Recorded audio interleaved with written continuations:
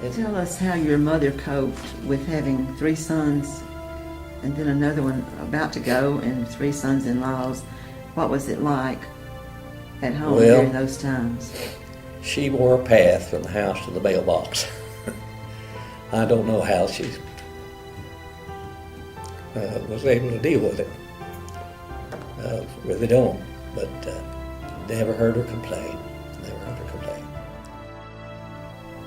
So it was a very trying time for all of us, and of course we didn't have electricity, so we had to have a battery radio. And of course my mother would always, every night on the news would be, you probably heard of Gabriel Heater. And she had listened to Gabriel Heater, and I can still remember just as clearly today as it was yesterday, as if it were yesterday. And he was always came on with a positive note, and I can hear him yet. He said, "Have good news for you tonight."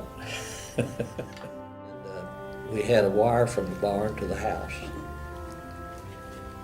that for the purpose that if you were at the barn and one of those dust storms would hit, you had the wire to hold on to get back to the house because you couldn't see. Or if you're at the house and want to go to the barn, you used it not only for dust storms but for the blizzards as well. My mother would hang a 5-gallon bucket.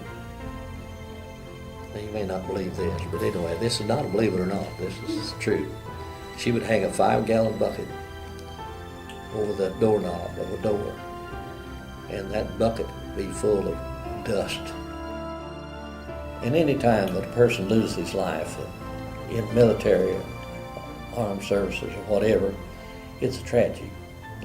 It's a tragedy. But we've been in this conflict in Iraq and Iran for 8-9 years now, and probably a little over 4,000 men they talk about have lost their lives, and that's sad. But think back to World War II. We lose 4,000 men a day. 4,000 men a day.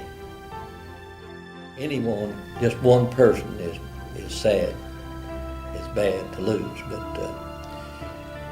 it's really nothing to compare with the nothing numbers. to compare with World War II. They said that there were average probably 4,000 a day during that period of time, from 1941 to 1945.